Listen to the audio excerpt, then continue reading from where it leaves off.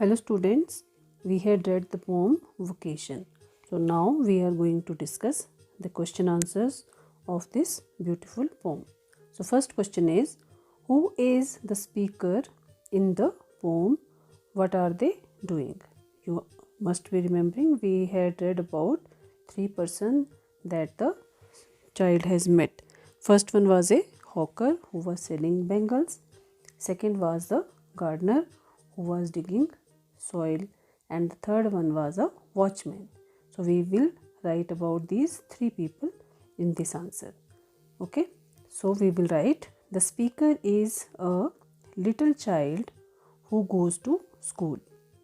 On his way to the school, he met a hawker who cried, "Bangles, crystal bangles." When he returned from school, he watched a gardener who was digging the ground. When it got dark and his mother sent him to bed, through his window he saw the watchman walking up and down. मतलब यहाँ पे जो speaker है वो एक छोटा बच्चा है जो स्कूल जाता है। तो रास्ते में स्कूल जाते हुए उसे एक हॉकर फेरी वाला मिलता है जो चिल्लाता है, "bangles, crystal bangles."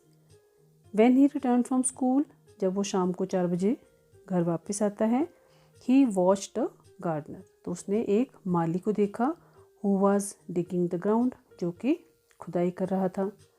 When it got dark, जब अंधेरा हो गया, and his mother sent him to bed, और उसकी माँ ने उसे बिस्तर में सोने के लिए भेजा, so through his window he saw the watchman, तो अपनी खिड़की के से उसने चौकीदार को देखा ऊपर नीचे घूमते हुए जाते हुए।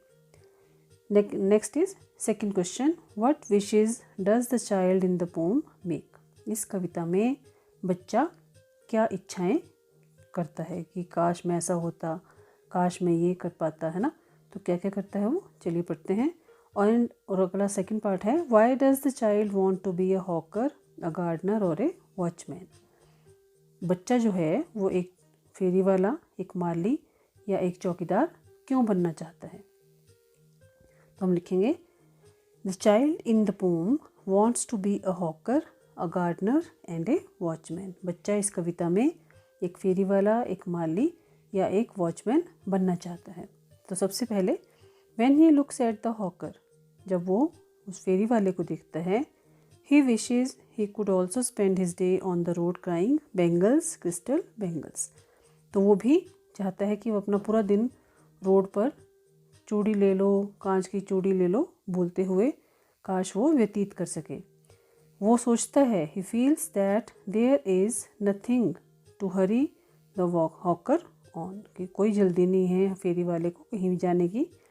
There is no road he must take, क्योंकि बच्चे को 10 बजे स्कूल पहुंचना पड़ता है, लेकिन एक फेरी वाला फ्री है, वो कभी भी कहीं भी आ या जा सकता है। There is no road he must take, उसको कोई पर्टिकुलर कोई रोड नहीं है जिस पर उसे जाना ही चाहिए। No place he must go to, जैसे बच्चे को स्कूल जाना ही पड़ता है, तो फेरी वाले के लिए ऐसी कोई बंदिश नहीं है। And no fix time when he must come home, और ना ही उसे कहीं घर वापस आने का कोई फिक्स टाइम है। So these are the things, ये कुछ ऐसी बातें हैं जिसकी वजह से बच्चा जो है वो खुद भी ये सब नहीं कर पाता है। Therefore he wants to be a hawker, इसलिए वो एक फेरी वाला बनना चाहता है। सो दैट, ताकि ही कुड डू, वो भी कर सके, ऑल दीज थिंग्स, ये सारी चीज़ें वो भी कर पाए। Next, he wishes he was a gardener, वो इच्छा करता है कि काश वो एक माली होता, because a gardener does what he likes with his spade, अपनी कुदाली से जो भी चाहे वो कर सकता है। He soils his clothes with dust, वो अपने कपड़ों को मिट्टी से, मतलब उसके कपड़े सने होते हैं। Nobody scolds him if he gets baked in the sun और गेट्स वेट, कोई उसे डांटता नहीं है यदि वो धूप में खेलता है या गीला होता है बारिश में।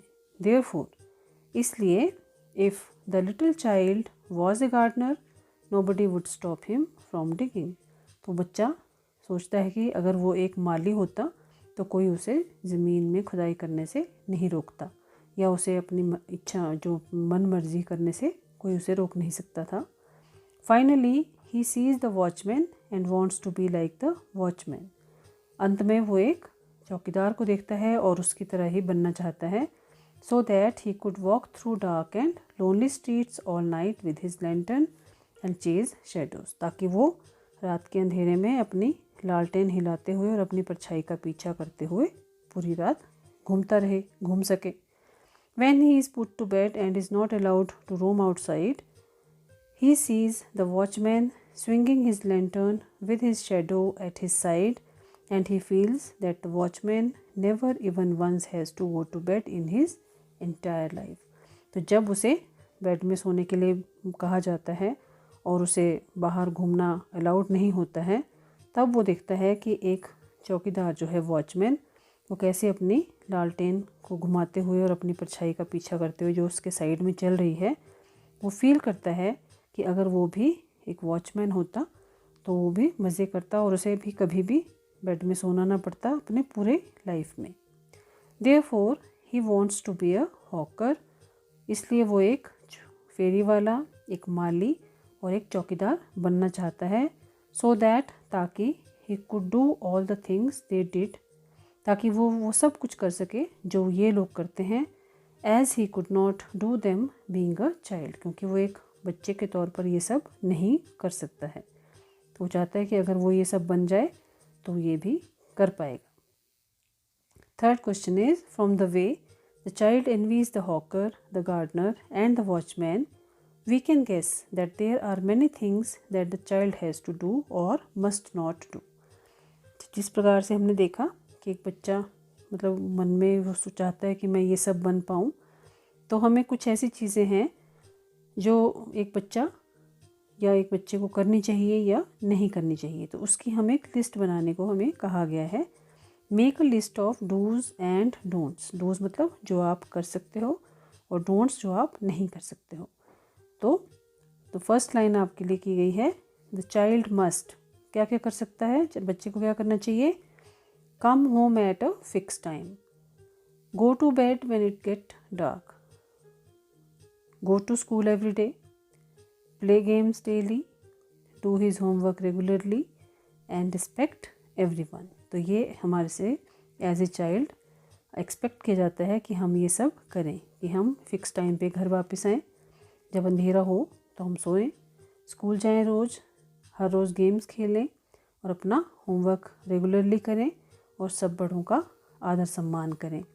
और एक बच्चे से क्या उम्मीद की जाती है कि उसे क्या नहीं करना चाहिए, get his clothes dirty in the dust, कि वो अपने कपड़े धूल मिट्टी से ख़राब ना करे, gate baked in the sun और गेट वेट, मतलब धूप में, बहुत तेज़ धूप में ना खेले, ना ही बारिश में भीगे, walk on dark and lonely street at night, रात के समय अकेली सुनसान सड़कों पर या गलियों में ना घूमें, चीट अदर्स, दूसरों के साथ धोखा ना करे, टीज एनिमल्स, कि एनिमल्स को तंग ना करे, और वेस्ट टाइम, कि एक बच्चा अपना समय भी वेस्ट ना करे। तो बच्चों, इसके अलावा और जो आपको लगता है कि एक बच्चे को करना चाहिए या नहीं करना चाहिए, वो भी आप अपनी लिस्ट में ऐड अप कर सकते हैं।